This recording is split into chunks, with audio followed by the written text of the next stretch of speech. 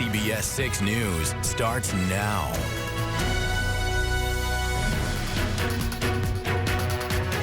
Good evening and welcome to our Power and Politics presentation, Race for the 109th. The 109th Assembly seat is a rarity this year. It's an open seat this year, unusual because, as you know, incumbents generally hold on to their seats with a steel grip, if you will. But as someone, Pat Fahey is giving up the seat this year to run for the state Senate. So here we are, the candidates in this race, Democrat Gabriella Romero and Republican Alicia Purdy. There they are. We invited both to be here for a debate tonight. Only Gabriella Romero accepted. Alicia Purdy had another previous commitment. So now we are joined by candidate Romero tonight, along with a guest audience off to our left here. This is the race for the 109th, the district that includes all the city of Albany, also the town of New Scotland, and a good chunk of Guilderland.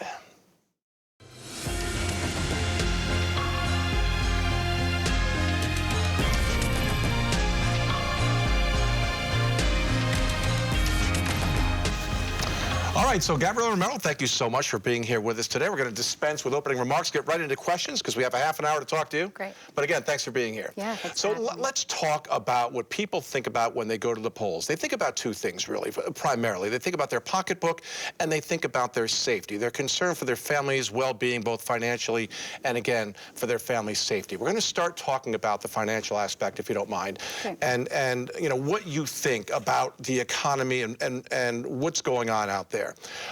So with the economy, what do you say to people in the 109th who feel maybe they've been shortchanged?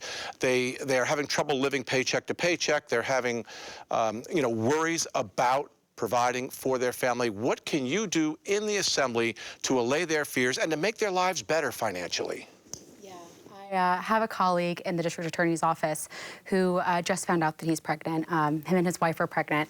And an otherwise really beautiful time was kind of overshadowed with the fact that childcare and daycare is extremely expensive. Mm-hmm. And for him, it was about twice his rent.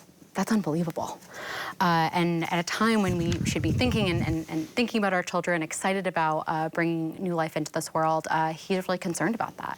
The reality is that childcare, but also concepts like groceries and higher education and rent are going up.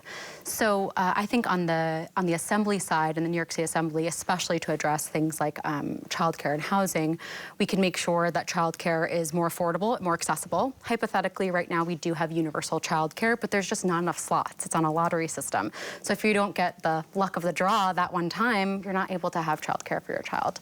And not everyone has the, you know, old-time benefit of having your mom and dad or your grandparents around to help with childcare. That's just not the reality anymore. So making sure that we get people access to childcare, free and accessible childcare, will allow for parents to go back to work after they have kids. How do you pay for it? How do you pay for anything? That's my question. Yeah, so I'm so glad you asked that. People ask me that question all the time. It's actually something that I ran on, this concept called, it's a package of bills called Invest in Our New York. And it's this concept that the top 1% of earners in New York State, the literal billionaires, are not paying enough in their own taxes. And if we increase their taxes, I'm telling you, the billionaires, I'm not sure if there's any billionaires in this room, I don't think there are. I believe not.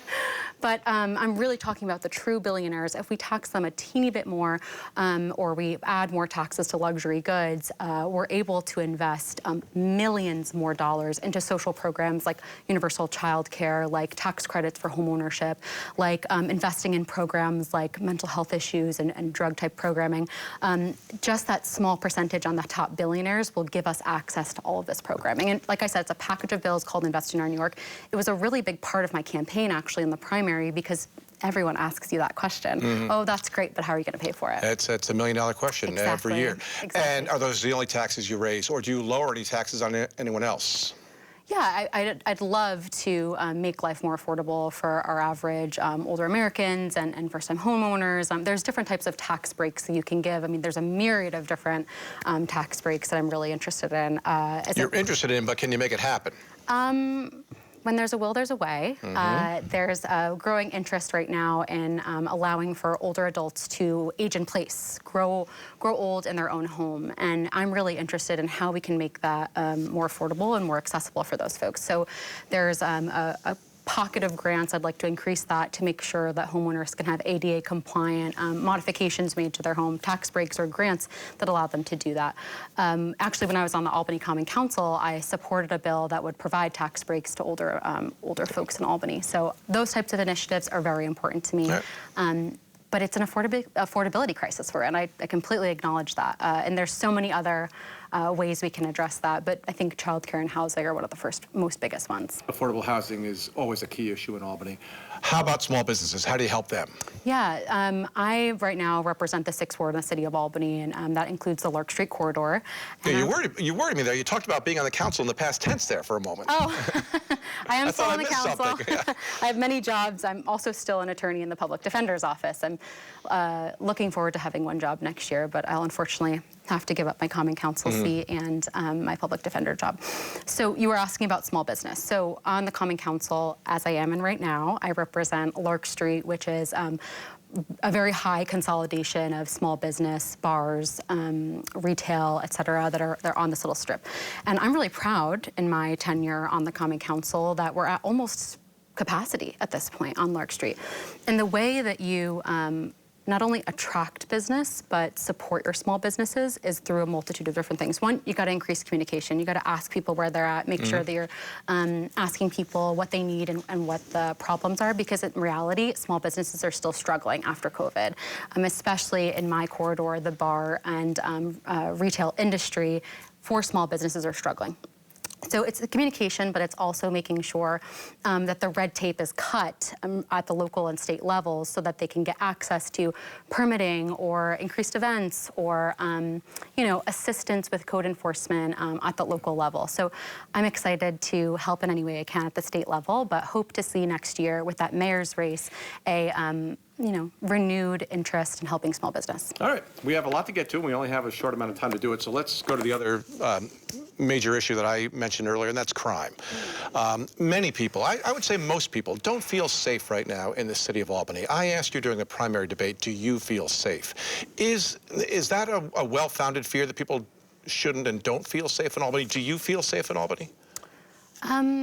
Again, my safety is not the one that matters. And if someone doesn't feel safe, that's a problem. So the reality. Do you feel safe to walk through the streets of Albany? Yes, I feel safe, but that's not relevant, and that doesn't change the fact that what you just said is true, which is that people don't feel safe. And when we look at safety as a concept, the municipalities that are the safest are not the ones that have the highest level of incarceration and the highest number of arrests. The communities that are the safest are the ones that have the highest investment in education and after-school opportunities. They have the highest percentage of employment. They're the people that have the most lush and beautiful and green parks. So when we talk about crime and we talk about public safety, I come from a place of deep appreciation and foundation of principles of obvious safety, but also accountability and justice. So as the next Assembly member, I look forward to stopping the cycle of crime by investing in programming and initiatives that get to the root cause of crime, which, like I just said, is the lack of investment in these concepts like education, housing, and good-paying jobs. So, if I may, if I may, this is something that I care so deeply about since my many years as a public defender. I've done a lot of studies on this. I've spoken to colleagues in local government and state government across the United States. So this is something that's just so heavily studied. And when you invest in these concepts that I just mentioned, you're able to address the root cause of criminal behavior as opposed to reacting in a way. And I'm talking about quality of life types crimes. When you talk about violent crime, of course you need to get to the root of behavior. And I'm sure when you were asking me that question about not feeling safe, you're probably talking about gun crime.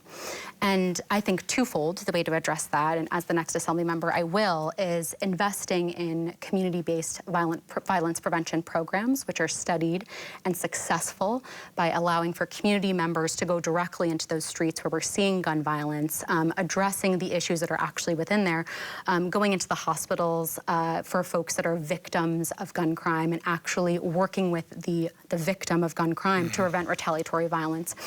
That's so important. It is so successful. It's a little creative and it's a little different, so it takes a little bit of a risk. And then most importantly, when we're talking about gun crime and gun violence, is that we have to work with our federal partners to address the influx of firearms that are coming to New York State from other states. And I see it all the time. I see that people are going to other states that are more lax on firearm purchase, and they're bringing firearms into New York State.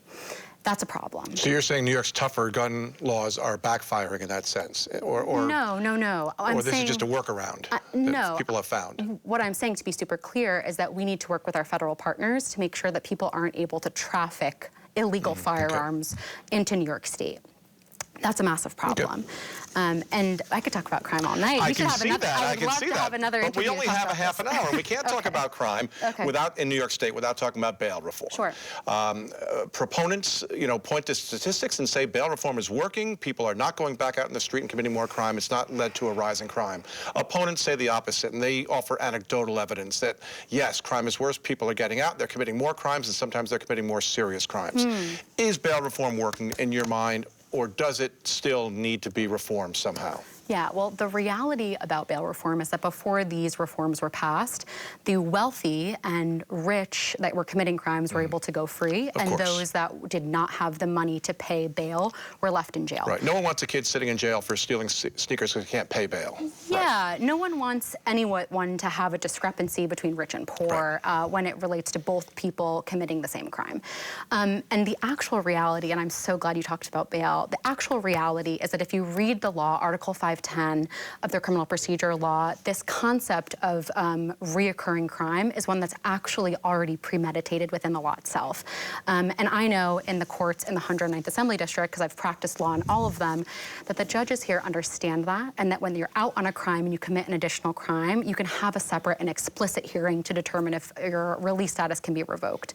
The concept of bail is one that's also a gradual increase. So if you're released on your own recognizance, which means you're just outrightly released, and there's some issue with your release status, whether you're committing a crime or not, if there's some issue with you with returning to court, you're able to increase that, whether it's ankle monitor, monetary bail, and then eventually remand. So, I push back, frankly, on these issues where people say that folks are out committing crimes and then committing more violent crimes, because I know for a fact that when someone's out on a charge and they commit another violent crime, they're getting remanded with no ability for bail. And that's the actual reality. Does there need to be more, and we only have a second here, does there need to be more judicial discretion in the law, or is there enough? Oh, there's incredible judicial discretion as it relates right now. And what I'm telling you is the actual reality, which is that when someone's out on a crime, on a violent crime, let's say, and they commit an additional violent crime, they're being remanded. Okay. There's no bail that's being happening. They're going straight to jail. So you're satisfied, okay. All right. I'm satisfied. All right, we're gonna stop talking about crime, we're gonna stop talking about anything for just a second, take a break, we're back right after this. I would love to talk about crime. Like, if you would love to have me. Back with Gabriella Romero, the Democratic candidate in the 109th Assembly District. Going to talk a little climate change right now and party politics. The two are intertwined in this case. The biggest piece of climate legislation in years, and in this year, was the New York Heat Act, which would have lowered utility bills and also brought utilities more in compliance with climate goals for New York State. But it didn't make it through the legislature. It didn't make it through the state assembly, the body that you want to join. It was scuttled by your fellow Democrats. So what do you say to your fellow Democrats who did that? I assume you support the New York Heat Act. You're about to tell me, so tell me if you do. And what do you say to the Democrats who didn't let it get through the assembly? I do support the New York Heat Act, and as you said, it was introduced and championed by Assemblymember Fahey, soon to be Senator Fahey.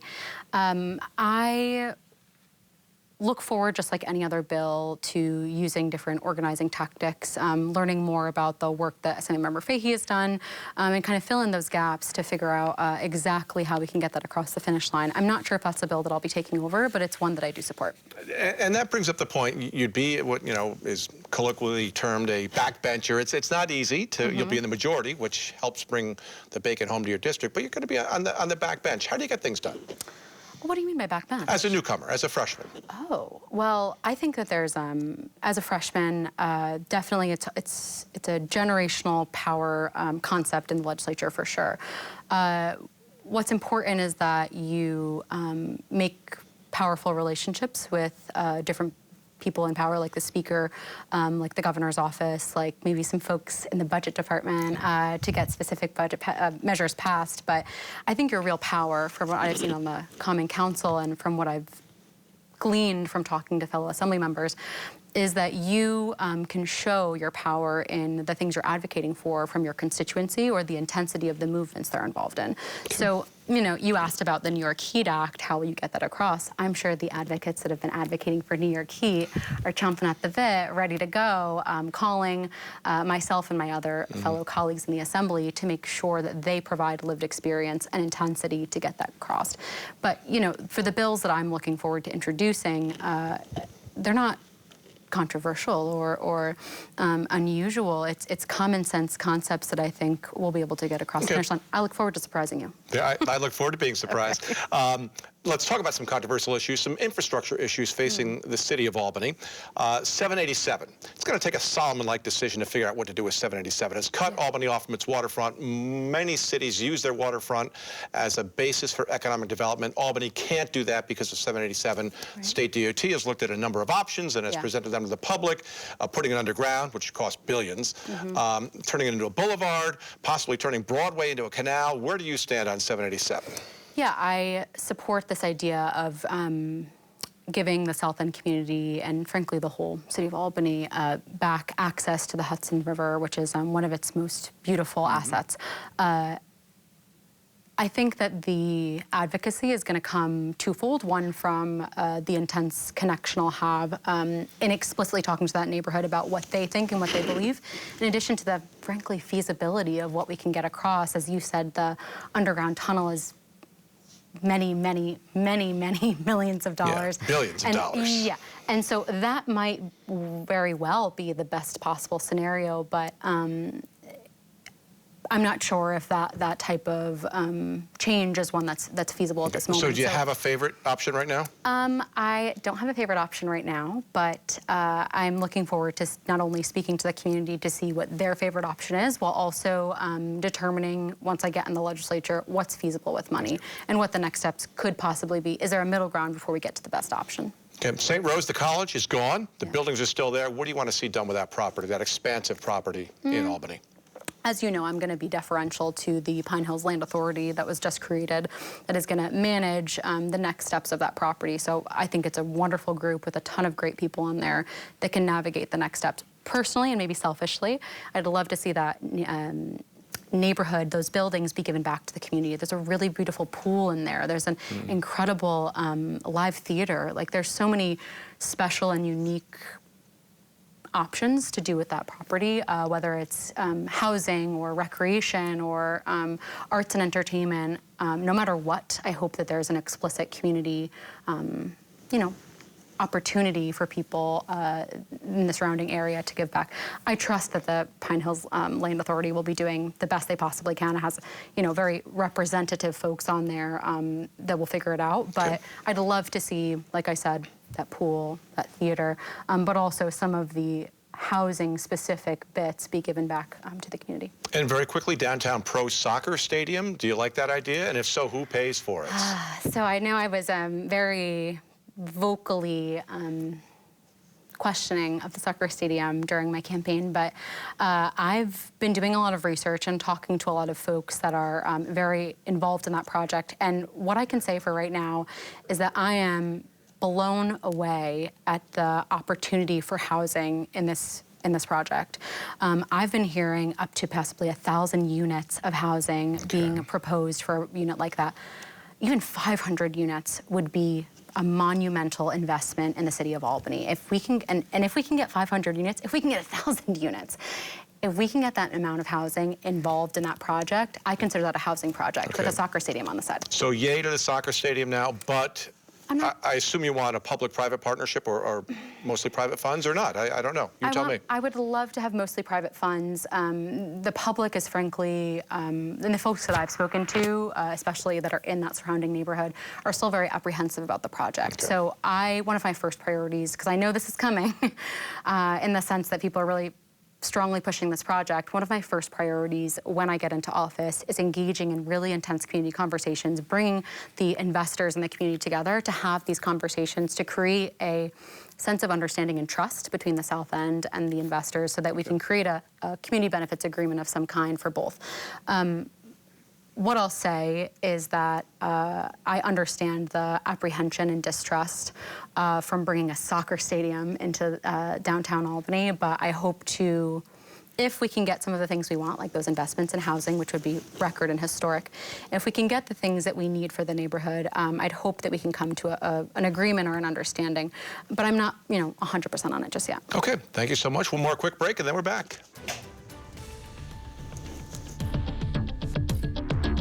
Left with Gabriella Romero. We're going to go over a few quick topics, and we're going to ask quick questions and look for quick answers. Prop 1, where do you stand?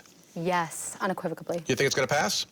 Yes. And what do you say to the naysayers who claim And that it's going to do all sorts of things to transgender athletes, and there's been a lot of fear-mongering. Oh, Greg, I can't do this quickly. 10 seconds. I strongly support Proposition 1. It'll make sure that abortion is enshrined and protected within our New York State Constitution. It takes a healthcare decision out of the hands of politicians. We have no idea who's going to be in the state legislature or the governor's mansion, but by voting yes, flipping your ballot, and voting yes on Proposition 1, we make sure that abortion is protected forevermore in New York State. Okay, term limits. Would you be in favor or opposed? I think I'm in favor of term limits. Okay, and if there aren't term limits, would you term limit yourself? If there are not term limits, would you consider, like, say, I'm going to serve for 10 years? Not right now. Okay. But I think, I have a feeling that I'll be able to assess when it no longer feels right to be an assignment member. There's a pay raise. There's a commission considering pay raises for state lawmakers, already the highest paid in the land.